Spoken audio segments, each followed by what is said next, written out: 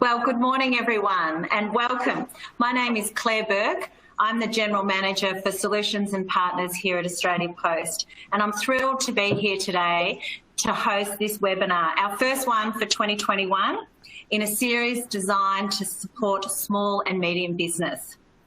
Firstly, I'd like to acknowledge the traditional owners of the land which we operate, live and gather, and recognise their continuing connection to the land, water and community. We pay our respects to elders past, present and emerging. If this is the first time you've joined one of our webinars and been involved with the On24 platform, or you need a refresher, I'm going to run through a few of the important features that will help improve your experience. So the first one is that if you have questions during the webcast, please submit these via the Q&A widget that you can see on the bottom of your screen. Now, we'll try and answer as many of those questions as we can during the quick Q&A session with the panel. But if we run out of time, rest assured, we will answer those questions and we will be posting all of those questions and our answers on the resources widget, which you will be able to access following the webinar. We're also going to have a couple of live polls through the webinar, and we'd love you to take part in these. We also have a feedback survey, which you will see at the second last widget on your console. This should only take about 2 minutes to complete once we're finished up. An on-demand version of the webcast will be available 24 hours after this live session and can be accessed using the same audience link which you would have used to get onto this webinar today, and you'll receive that directly afterwards. All right. So let's get started. This is a really, really important topic given the year that we've had. We talk about 2020 having bushfires, floods, cyber attacks, and of course COVID. And 2020 wasn't unique because we're seeing the same challenges into 2021. And I'm sure that you'll agree that these disruptive events have had a major impact around the world.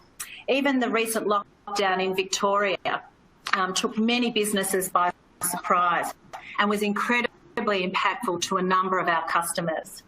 We're here to talk about how these events and the impact that they've had on our supply chains across Australia, and to provide some food for thought from some real experts, which I'll introduce in a moment, that will help you build resilience and enable you to optimise your supply chain to ensure that your business can grow and that, importantly, you can fulfil your customers' expectations. In almost every sector, supply chains have been put under significant pressure to respond to these external shocks. For example, a recent survey of Australia Post customers identified that 1 in 5 had to significantly change their supply chain, their business, as a result of supply chain disruption during COVID. We know that the conversation about supply chain resilience is happening across small businesses and boardrooms of large enterprise. I noted last week that the government has requested that the Productivity Commission provide an independent review into supply chain vulnerability and risk as part of its commitment to the ongoing growth of the Australian economy and demonstrating the importance of the issue that we're discussing today. It will be an interesting one to watch. And I know in Australia Post we are working in partnership with many of our customers to really identify ways that we can optimise and increase their resilience as they start to change their business model and adapt to new ways of working.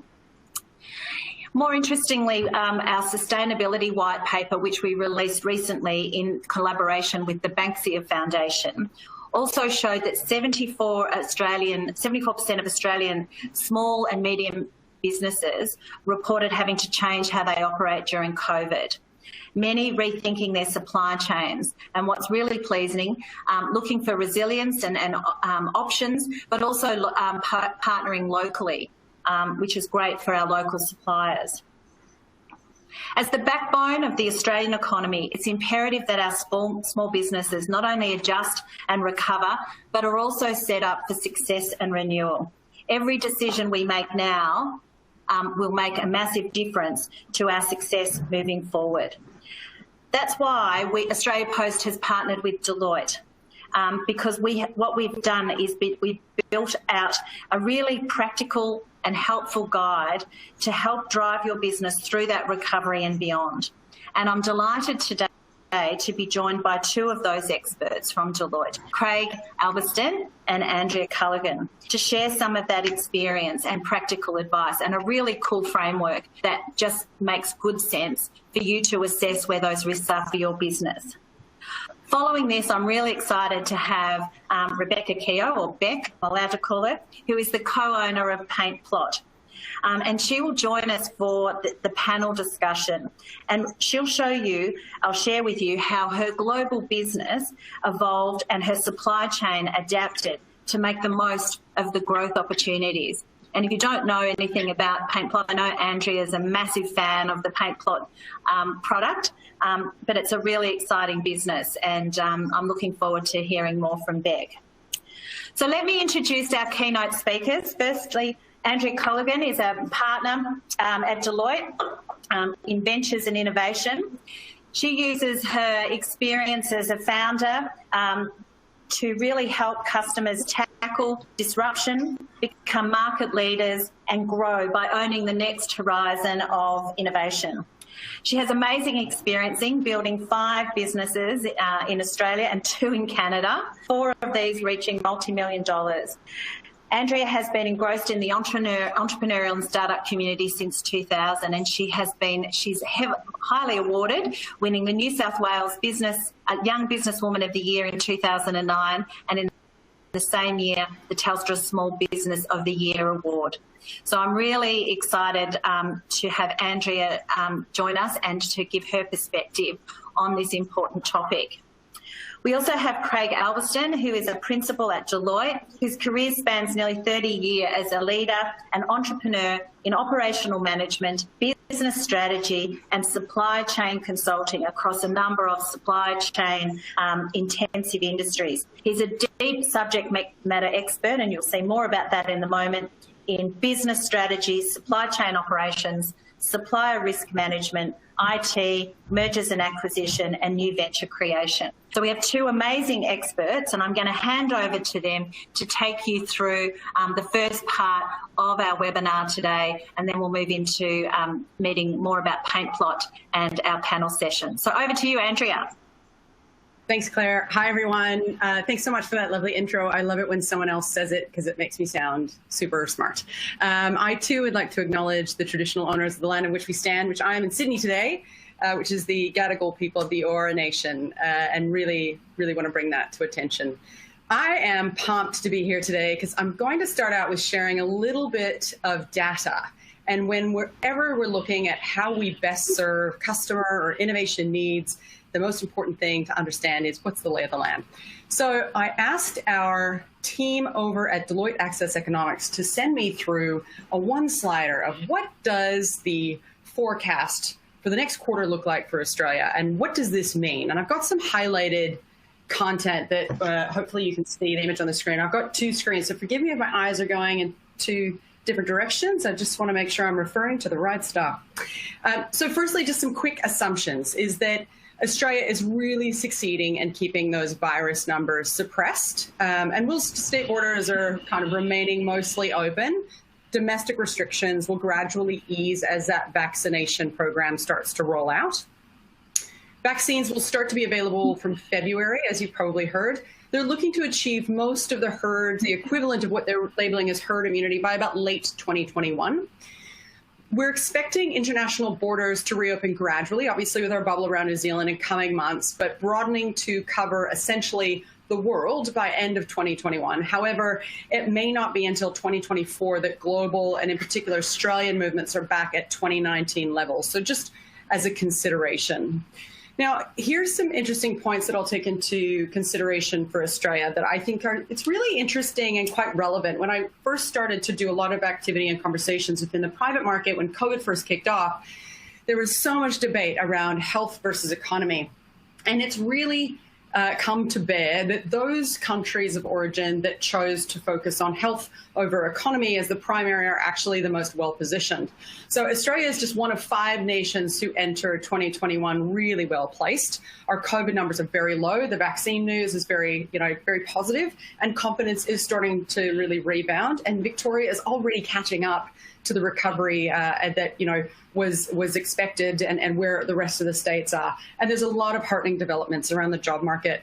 Now, although the damage of 2020 is winding back fast, it hasn't disappeared and it will linger. So, we have a lot of protection from the Fed Gov, and that's starting to come away, such as JobKeeper and JobSeeker. And of course, the world economy is a bit of a train wreck at the moment, and the geopolitical backdrop for Australia is quite troubled at the moment with a variety of elections and other scenarios in play. Now, wage and price gains have been on a downtrend for decades, both locally and globally, and COVID will keep them kind of bumping along the bottom line for some time.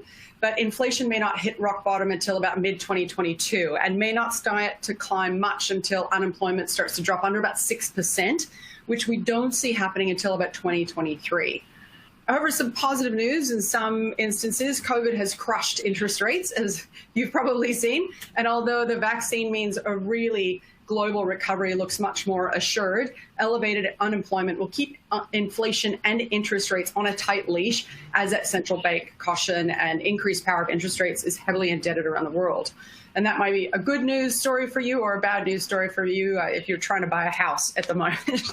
Australia's relative outperformance on COVID and the flying iron ore price have supported the value of the Australian dollar, which you've probably seen. But both of those factors are quite temporary. And we see the U.S. stimulus is more likely to send the U.S. dollar up than it to actually boost the Australian dollar. So it's just something to think about. Now, what's interesting as well, and if you've lived in a business like I have through the GFC, the job recovery is not aligned to how COVID is experiencing it. It took many, many, many years, a real lengthy hangover post those previous recessions. And although unemployment and underemployment will be much higher than they were pre-COVID, they're also falling much faster than we originally feared. So that's great news. But in the meantime, the excellent news on vaccines will probably limit the longer-term danger to Australia's population growth, longer-term damage to Australia's population growth. So, migrants look likely to be back in reasonable numbers about mid-2022. Now, that doesn't mean that everything's great, but it does say it's looking much better than it could have. And Deloitte Access Economics forecasts that the unemployment rate will be back down to about 5.5% around mid-2023. So this is kind of some interesting overviews. You can see the GDPs going up, state growth in a variety of percentage growth as well. And, whilst we had some 2020 negatives that were absolutely dominated by lockdowns and border closures that hit a variety of sectors, they're starting to open up and really create a huge bounce back. And 2021 looks set to really continue that recovery in those sectors that were really smashed by lockdowns and border closures, such as accommodation, tourism, airports, foreign education, cafes, restaurants are really starting to boom back. And if you're also like me trying to book a restaurant in Sydney at the moment, that's obviously a telling tale. It's impossible on any night other than a Monday, which, great news for our restaurants, not so good for me who likes to go to particular restaurants. Now, business conditions after vaccines will start to look really different before vaccines. And 2021 negatives will increasingly look like those more of a typical recession with sectoral damage kind of centralizing in manufacturing, housing, and commercial construction, plus in sectors really reliant in discretionary spending. And I've got some data around that in some of the conversations later. But the return to normality will see that public sector growth, it'll spurt of the moment, it'll start to fade once more, while the shift to very low interest rates for an extended period of time will help that credit growth, and hence the banks will also be able to generate some momentum for property services, which is also a good sign. So just some bits around the state, and then I'll go into the framework, not to take up too much time, but hopefully this kind of gives you an indication as to what the quarter's looking like, and it gives you some background into what businesses are starting to see. Now, New South Wales has done exactly what it said from the start. It's really been protecting both lives as well as livelihoods, and it's put its money where its mouth is. which is adding dollars to really accelerate its very already large infrastructure program. If you're in that space, you'll notice there's a lot of stimulus that's being pumped into infrastructure and manufacturing as well over the next few years. Victoria has had by far the worst economy in Australia in 2020, but its recovery has already been rapid, and we forecast for it to be the fastest growing part of Australia in 2021. And some of that recovery is already in the bag around jobs to retail. So it's a long way to go, but so far so good. Queensland, well, we were juggling a lockdown, but mostly has been very successful in staying a step ahead of COVID, and that's allowed it to have a relatively open economy. Unlike West Australia, however, state border closures have cost it more than most, given its relatively large border communities and its strong reliance as well on domestic tourism. I mean, who wants to go to Margaret River right now? This guy. South Australia sprinted ahead of the virus. It's really stayed ahead of it, and that's given confidence to a lot of families and businesses. And the closed borders have actually kept more young adults in South Australia than usual, which is interesting. And if you'll see, there's a really, anecdotally, there's a really interesting tech boom happening in South Australia, which is something just to consider. If you're looking at either employment or high quality talent, it's obviously a really cost-effective place to live, as well as it's starting to create this bubble of youth, which is a really good indication. West Australia has two aces. Obviously, we've got the hard borders closing really hurt it less than the average state. And secondly, iron ore prices have hit 9-year highs, which is allowing that government a little bit more wriggle room in that budget to support the economy. Tassie shut COVID down, which you can do when you're in a very small island, and really made use of that federal stimulus. So it's really tipped in its own money as well. So it's kind of the federal dollar is only having a couple more months to run, may have a bit of an impact. NT opened up as fast as they could, and it flattened COVID with a mallet. But COVID really hit when the economy was already weak. So a large return of infrastructure projects may be really needed for that sluggish population growth to finally revive. So a successful fight against COVID, combined with those jobs needed to implement federal support for Australians through the pandemic, leave the ACT in a really strong position. And the only reason why 2021 bounce back is relatively weak is just because the ACT economy navigated 2020 better than most. So hopefully that gives you, and I've tried to run through that super quick with a lot of content, but I wanted to cover each state to give you an indication around consumer insight as well as behavior. And one of the other things that's not on this, that's going to be really relative to the conversation today, is that whilst there's been a significant shift into looking at technology as innovation and e-commerce, the consumer behavior is showing that we have a significant push to still being in store. So that balance between having both online and offline, and I'll talk a little bit later around what does that mean for you as a business owner and how do you manage that around innovation, but really having that balance around both ends of that supply chain and customer value life cycle, whether that be shop fronts and kind of environments of just exploration, or going into both e-commerce as well as bricks and mortar, and what that looks like for you is really important to consider. And I've got some consumer behavior positioning behind it. So with some of the data in mind, I really wanted to share with you the framework of which we looked at for the private market, and in particular small business owners. And when we're looking at anything around any business, it kind of falls into these 6 buckets.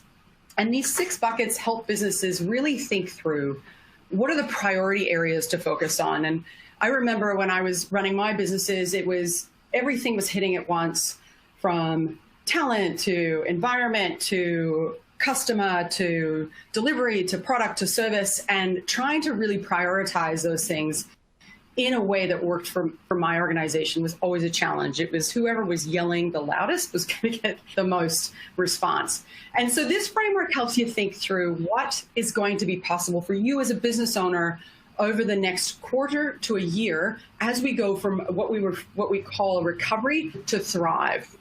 And we break it into 3 key categories. And the first thing I really encourage you to do is reflect.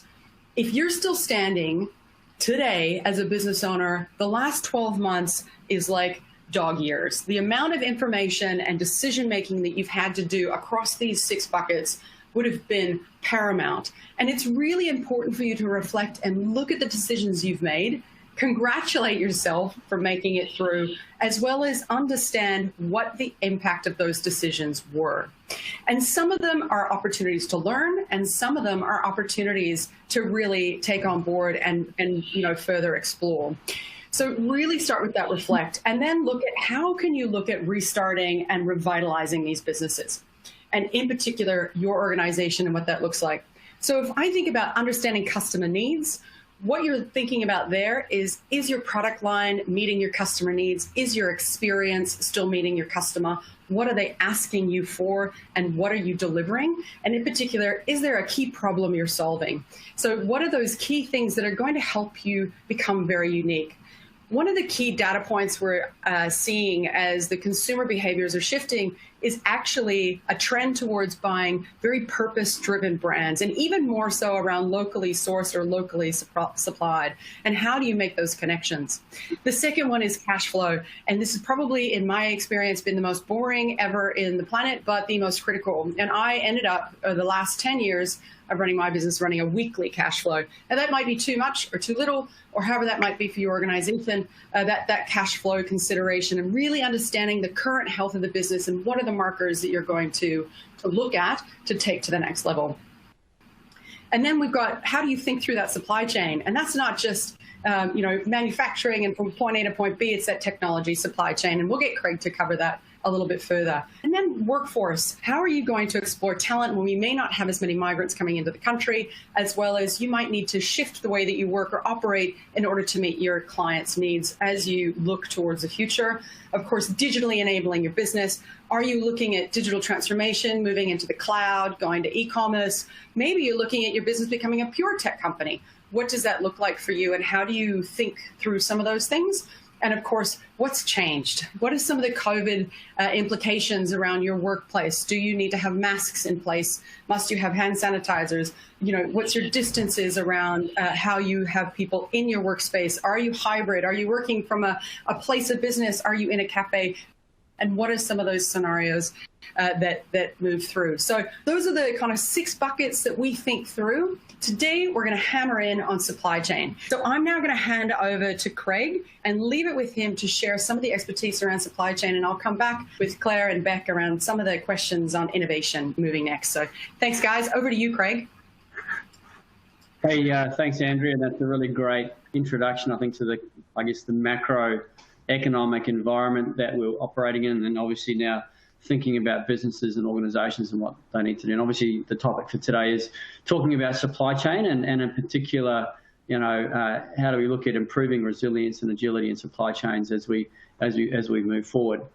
As we've touched on, unfortunately, the coronavirus pandemic has not been, obviously it's been unique in terms of what it is, but if we kind of look through recent history and certainly going forward, these things unfortunately have a habit of happening. External impacts to business and the economy, whether it was, Fukushima earthquakes, and the guys in the mining industry would understand, when one or two of your major mining equipment tire manufacturers is based in Japan, suddenly that had a massive impact on mining operations, and they were digging up tires from dumps just to try and keep the trucks rolling. Brexit, obviously, the Black Saturday bushfires, these things unfortunately do happen, and we need to be ready for them. That's really the key message, and why resilience is so important. So in terms of thinking about supply chain resilience, there's 3 kind of key things to think about. Firstly, how do we identify risk? And they can come from a number of different places, external and internal to an organization. What does a resilient supply chain look like? What does good look like? And understanding, how do we think about supply chain resilience and where we should be looking within our businesses to build resilience.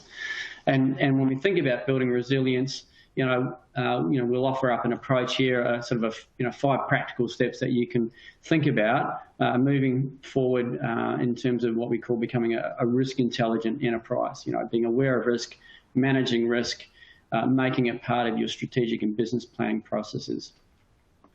So when we think about supply chain risk, there's lots of areas where we can see impacts coming, to our businesses and our operations. And it's really, we need to take a holistic approach. We've talked about the macroeconomic risks in particular, the geopolitical environment that we operate in at the moment in particular, I know is causing some concerns, and then sort of Claire touched on, the federal government with the Productivity Commission is looking at, things that can impact on supply chain resilience and in particular, some of the potential trade tensions we're facing into, extended supply chain risk. So, not just your suppliers, but your suppliers' suppliers. We've done client engagements where, you think, great, we've got diversification of supply amongst suppliers for critical components or inputs to our business, but then you actually find within, those key components, there's a critical component that actually comes from one manufacturer.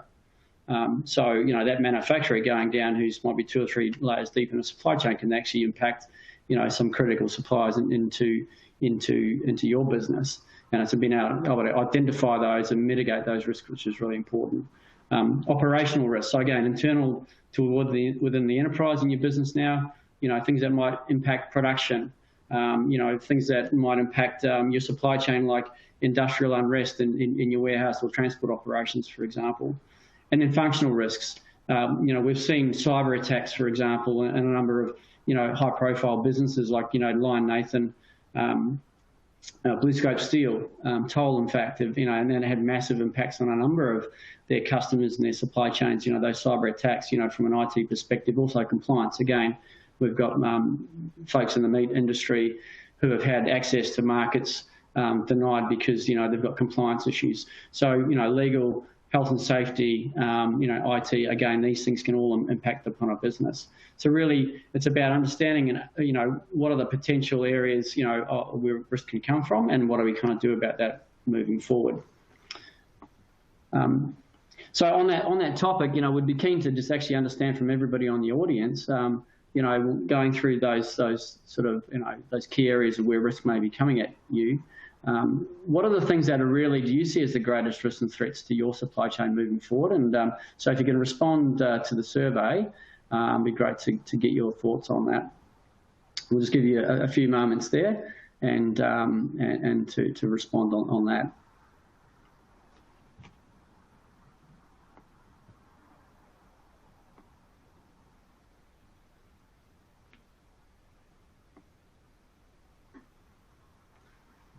Okay, well, that's a really interesting set of results there, the extended supply chain, so suppliers and suppliers, but also thinking about your customers and how you supply into your customers and the folks that you rely upon in order to get your, products, goods and services to your customers, and then obviously operational being the other one. So that's a really interesting set of results there. So moving forward then, how do we think about, building, resilient organisations? The way we think about that is really through what we call 4 key pillars. The first of that is about visibility. Again, if you can't see it coming, you can't respond and react to it. So really important. So things like track and trace, alerts and events from your supply chain partners in terms of, when's my stuff arriving, delays in terms of your supply chain, and being able to proactively manage those things, both, I guess, in the short-term sense, but also, again, how are your suppliers and key providers travelling in terms of any things that might potentially disrupt their business, and being able to have visibility into your supply chain. Flexibility. So again, what are those arrangements? Having high fixed cost operations in your business and inflexible arrangements may mean that, you can't quickly respond to changes either, in supply or in fact even in demand. And as we saw through COVID, the massive swing to online channels. But if you've got a warehouse operation, for example, that, is used to moving pallets and full truckloads, and now you're having to do pick, pack and dispatch, obviously, that's something that you need to be conscious of. Collaboration, again, flexibility, agility is about having supply chain partners that can work with you, particularly your 3PLs, your warehousing, your transport providers. Obviously Australia Post plays, intimately into this space. Having those partners that you can work closely with in your extended supply chain that can move and flex with you, that's really important. And finally, control. So again, we talked about some of those functional risks, health, safety, compliance in particular. So again, having the governance mechanisms around your supply chain to be able to manage and adapt and make sure that, the business is responding correctly to these inputs and as the environment changes around you. So, and obviously all these things are supported by the key tenets of people, process and data and technology, obviously. So those are the four kind of key pillars as we talk about in terms of resilience and how we think about resilience in a business. So again, reflecting on those 4 key pillars, be really keen to understand, where do you think your business, is probably weakest in those 4 areas, or certainly maybe the greatest opportunity to, in fact, improve supply chain resilience. So we'll just give everybody a moment there to reflect and respond on that one.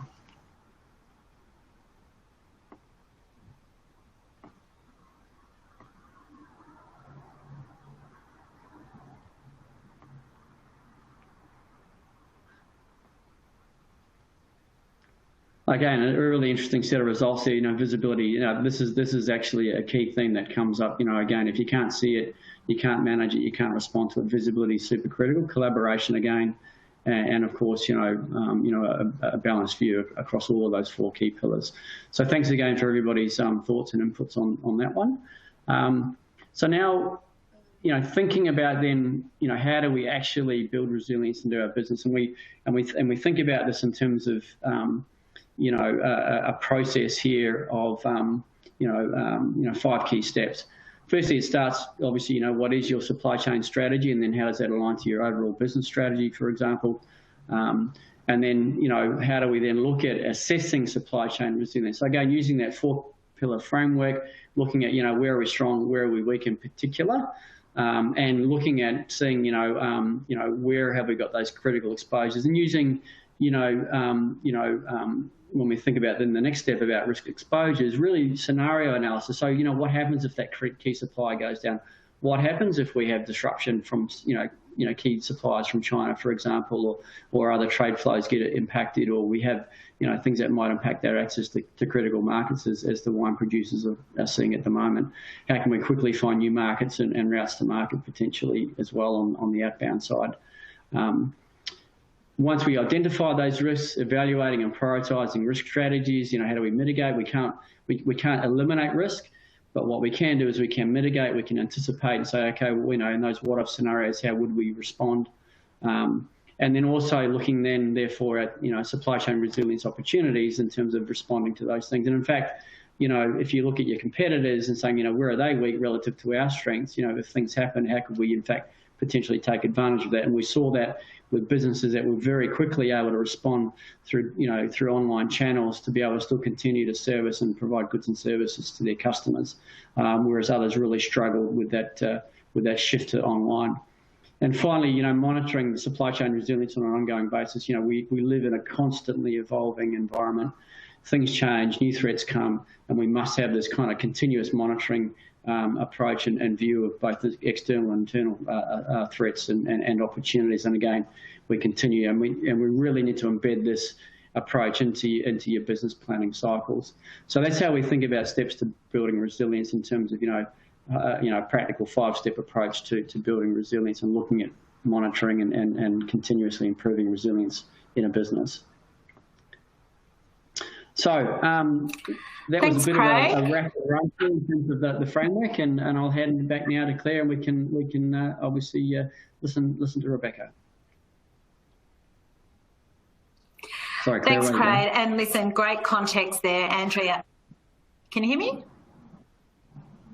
I can. I just thought I'd give Craig the full showroom instead of having me on the screen as well. Rightio, good. Okay. Well, listen, Andrea, thank you so much. The context that you provided around the Australian economy and hopefully some very positive news, some things we need to be mindful of, was really helpful to any small business. I love the recovery to thrive. I think that's a really important message. And if you are a small business that have got through the last 12 months, you should take time to celebrate, reflect and learn, but absolutely celebrate. And I think the supply chain, the 4 pillars, and changing into a risk-intelligent business is really an important message there from Craig. But we're going to talk to Beck now. I'm very excited about this, Beck. We are very lucky to have you here. You are one of the owners of Paint Plot Australia, an e-commerce store that offers paint by numbers kits to an online community. And what I love about your business, it was driven from purpose, and it also, you do a lot of work with your online customer community to help them vote for designs and things like that, which I think is just wonderful. having a strong customer base in the US and shipping directly to these customers from warehouses internationally, Paintplot experienced enormous challenges with the onset of the pandemic as global shipping. I mean, we just didn't have the passenger flights or the freight flights in operation to deliver the product. So I'd really like to welcome Beck to share more with us around how Paintplot actually navigated these really difficult and challenging environment, and tell us a little bit more about the business. So welcome, Beck. Great, thank you for having me. I feel very lucky to be here, and some great insights from Andrea and Craig, so thank you for that. For small businesses, it's great. So Paintplot, as Claire mentioned, is an online arts and crafts supplier. So we sell premium paint by number kits and diamond painting kits to our online community, who are really awesome. They share a lot of their paintings online and a lot of tips and tricks with each other, which makes our job really easy. Andrea actually has one of the paintings behind her, if anyone can see it in the background, that she completed, which looks great. Well done, Andrea. But the business was started about 3 years ago. Yeah, great. Well done, Andrea. About 3 years ago by my brother and his partner. My brother, Mick, has an anxiety disorder, and he was recommended painting as a way to help him to manage his anxiety, so kind of get out of his head and into his hands. But he really wasn't very happy when he started trying paint by numbers with the art selection that was available to him, which he called very girly, or the quality of the kits that were available to him either. So Mick and Tuva decided to start their own business, and that's how Paintplot started. What happened last year was that global shipping lanes all of a sudden became almost impossible to navigate very, very quickly. So we had set up a very small warehouse in Australia, and we were shipping to Australia and New Zealand from here in Oz. But for international customers, particularly the US, which was the much bigger part of the business at that point in time, we were shipping directly from our manufacturer to our customers. The tracking almost stopped overnight. So I'm sure a lot of e-commerce businesses experience this, where the shipping lanes became very slow, but one of the biggest problems was that customers just couldn't see where their packages were in transit, and neither could we. So we made the decision to really scale a lot of that business back very, very fast to the US, to bring all of our supply here to Australia and to ship internationally from our Australian warehouse using Australia Post. The reason that we did that was because we already had a strong relationship with our Australia Post account manager, so we really trusted that he would be able to help us in that very uncertain time. And aside from that, we had 10 to 12 really reliable points of tracking. So even if it was slower for our customers, at least they could see exactly where their packages were. So that really made a big difference to us last year.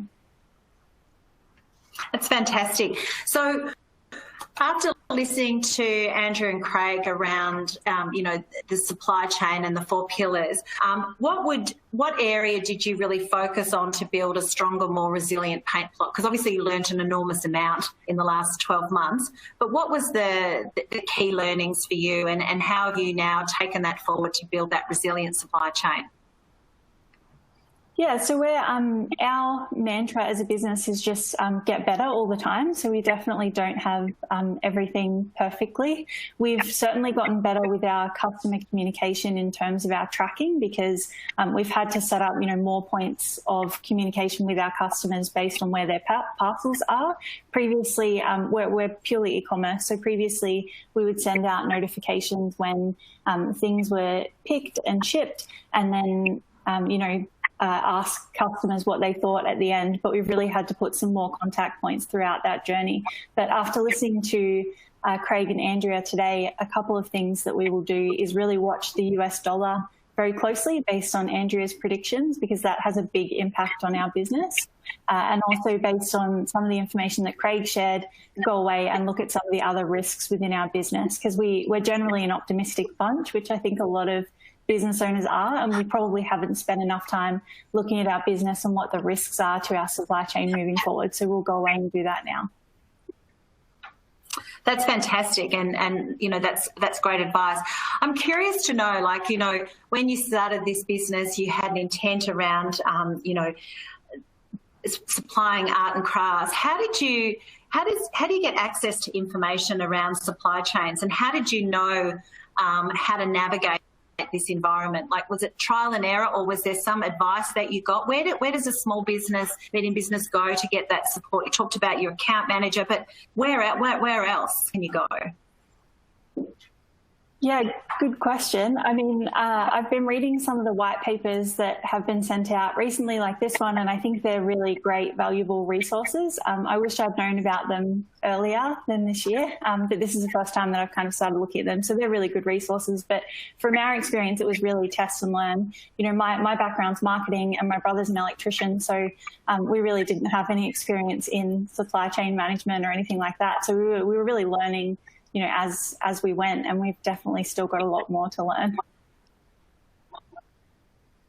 Well, Beck, I just think you should celebrate as well. You know, we talk about reflecting and learning, and it sounds like you're very much a learning organisation, but you should really take a breath to congratulate you and your business partners on, you know, getting through this and really moving, as Andrew said, into that thriving business.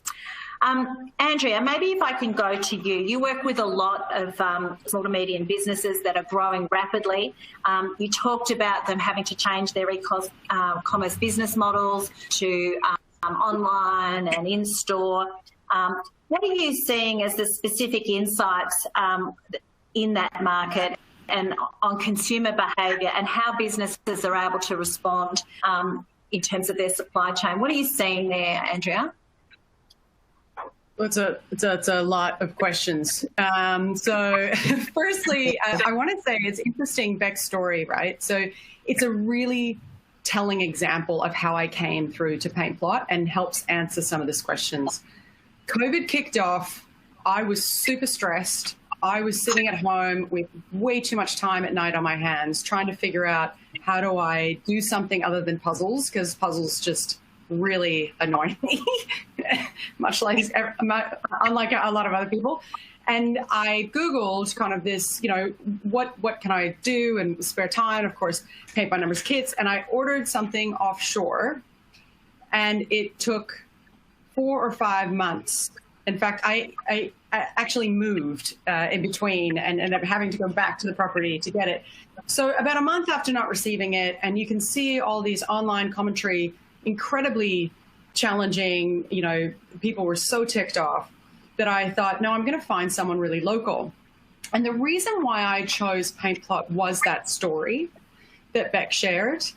And no matter where businesses move to, and I love that Beck's an e-com business only, because it talks to the fact that brand and connection will be even more critical as we move into a Thrive model. That story of how that business started and the purpose that it connected to, and in particular, what problem it's solving, which is, you know, it could be different things for different people, but it starts out with sharing the fact that it was about someone trying to just get more connected into their hands versus their head. And I loved that line. I thought you need to put that on a bumper sticker, because that's just, it's so powerful. And it might seem simple, but no matter the size of the business, no matter the scale of the offering, that sense of purpose and connection as we move into a Thrive model with our customers will be even more important. And that user experience, you know, which Beck's also you know, noted, is that continual connection point throughout the whole life cycle. And how is it meaningful for the customer? And that through that process, we identified which content and which information was meaningful to the customer. That's going to be really important as our consumer behavior, and in particular, our expectations are shifting to have world-class both digital and in-store experience. And these are high expectations from consumers. We are expecting it as a consumer to know when our package is being delivered, to have an understanding of the time frame, to have the ability to change the way that it's being delivered halfway through. All these things are now an expectation. They're now just hygiene. And so that then follows all the way through the customer life cycle. So, you know, if you're not doing that on your end, but your delivery partner is or isn't, then both of those things impact each other. And that's really, really prevalent through our consumer behavior data. They're kind of breaking into, I'd say, 4 buckets of personas, right? So we've still got about 33% of people are kind of stockpiling more than they need. They're the toilet roll people that are like, there's going to be another lockdown, so I'm going to go out and buy 482 rolls of toilet paper. And you know, all powerful. Then there's others that are like, there's 40% now, which is growing, that are like, I'll just buy when I need. I have a friend who literally shops every day. That would drive me nuts. But she's like, oh, I only buy what I need on the day.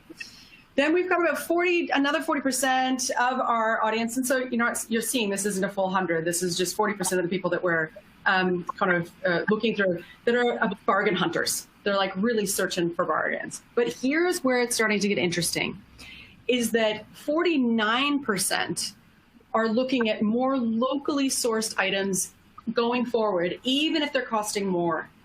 And they'll also be looking at brands that responded well to the crisis. So if you didn't respond all that well in the crisis, now's the time to own up and start to build that connection and relationship with your customers and tell them how that's going to change. And sometimes that really terrifies businesses to own up to those experiences, but even in all relationships, the vulnerability is the courage point of which we start to build connections. So if you're looking at across those buckets of who is your customer, one of the really important things that people are trying to focus on is where is this locally sourced opportunity? And as I mentioned, we still have, and I'm looking right now, like household goods, 10% are looking at online delivery and 84% are still looking at in-store as they're purchasing. So our consumer behaviors are expecting both, and we're expecting world-class against both. And there was a period of time when COVID kicked off that there was an allowance for nothing less than world-class, and now that's shifting. that's like, no, you've had your chance, now let's go into world-class. So I realize I've kind of probably taken up a bit more time, and I'll keep it short there. And if there's any other questions around, happy to talk to it. Hey, Andrea, that's great. And I do think that there is a massive opportunity, and even in my own behaviour, I can see looking for those local opportunities. And I think Paintplot, showed great courage in the pandemic and has set up beautifully. Hey, Beck, just one question that's come in from the audience is, how has COVID impacted what's your business strategy with regards to sustainability too? We talk about being locally sourced, but the other hot topic is sustainability.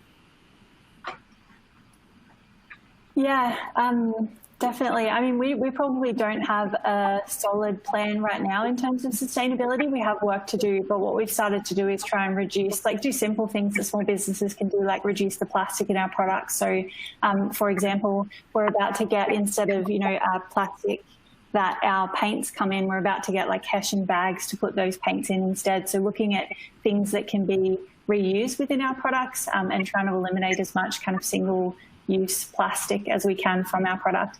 It is a challenge in paint by number kits to reduce single-use plastic, but we're doing everything that we can in that space, and there's definitely more work to be done. Here's something I prepared earlier. So I'm not joking. I have so many paintings around my house of Paintplot, and I buy them from my friends now. I have to say, your packaging is fantastic, and this is a great example, right? So this is with the frame and with the painting and with the scroll of the canvas. I really love that there isn't additional excess plastic covering any of those things inside, except for the nuts and bolts for the frame. And I know that was one of the things I noticed, actually. So well done. That's great. Thank you, Andrea. And I think that's fantastic, Andrea. Thank you. And I think, to your point, Beck, it's just about taking one step at a time. And it's great to see that Paintplot is working through that. Now, Craig, I've got a question for you. You gave us a lot of information earlier, right? We've heard the example of Paintplot. You've worked with a lot of businesses. If you were to say, what are the top 2 or 3 things that a small business should do to focus on resilience in their supply chain, what's the advice that you would give them? Yeah, really, really great question, Claire. Well, I think the first point I would make here is that, we've talked a lot about customers and, businesses' customers, but you are also a customer. So taking that framework and the way we think about resilience, you're really asking the hard questions of your suppliers and key supply chain partners. What are they doing to improve visibility? How can they work flexibly with you?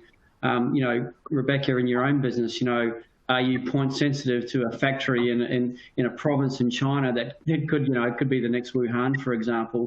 What can you do to diversify supply and look at building options and flexibility into your arrangements? Whether you, in fact, you trade through those channels or not, but you certainly have them ready to go if you need them. So look upstream of your business and saying, what are the key things, that you need to be looking for and be expecting from, your suppliers and service providers as a customer, and asking those same type of questions that, your customers are asking of you. And then the other point would be, again, the yin and yang of resilience, which is the ability to respond to, impacts on the supply side, again, is looking at being agile to be able to respond to, again, opportunity. So, diversifying or having multiple channels to market and growing those channels. We're seeing a lot of, in particular, brick and mortar retailers who have been, a small percentage of their turnovers actually has been online. But as that's kind of exploded, what it has really exposed is the fact that, the cost to serve through the online channel is actually quite high. And whilst volumes have been great and they've been able to maintain turnover, but their costs have gone up, so they don't have a lot of, they've got high operating leverage in their business model. So the ability to have flexible arrangements to cost effectively pick, pack and profitable to promise is really important, particularly as that online channel grows, because, profitless growth is not particularly helpful. So those would be the two key things I'd be thinking about. One, asking those same tough questions of your suppliers that your customers are asking of you. And secondly is, how can we diversify our routes and channels to market to service our customers and being able to do that, cost effectively and tapping into organisations like Deloitte, which can provide, low cost ways of getting products and services into the hands of your customers.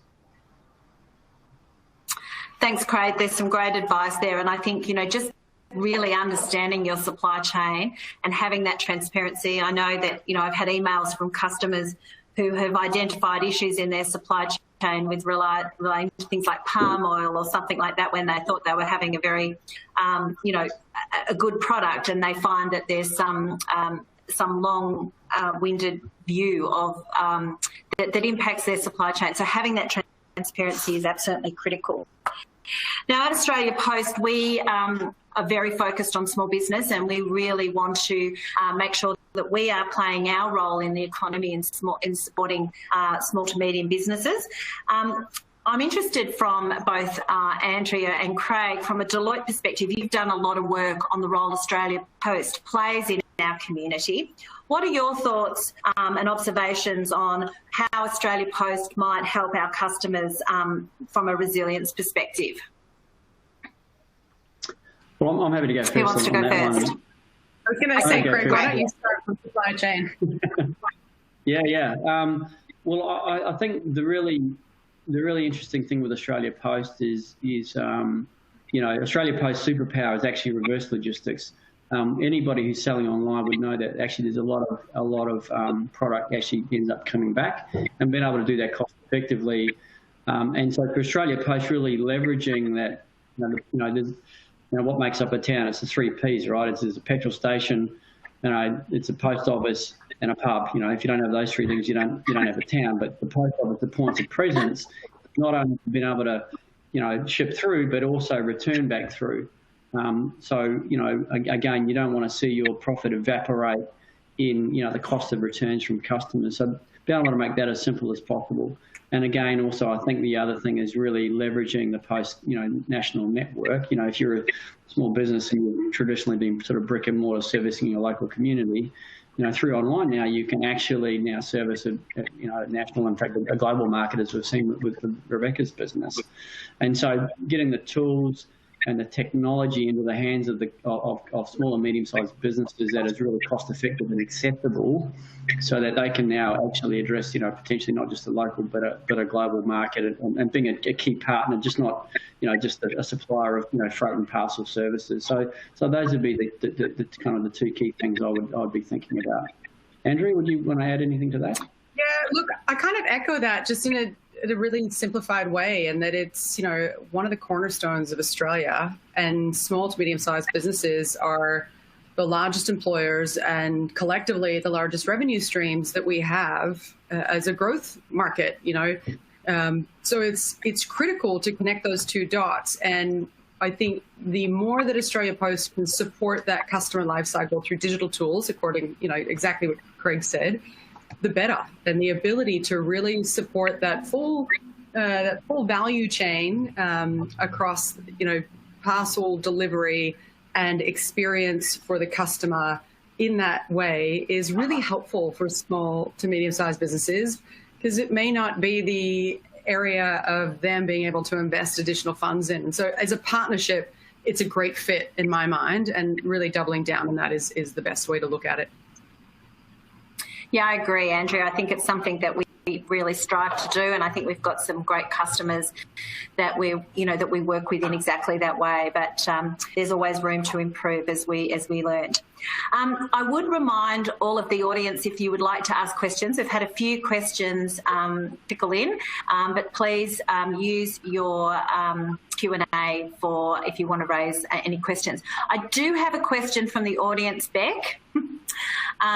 Did you consider 3PL distribution for offshore markets rather than bringing this into Australia and then shipping back out? Quite a specific question there. Yes, we did. And, it's something that we may consider in the future once we find that things hopefully stabilise a bit globally as well.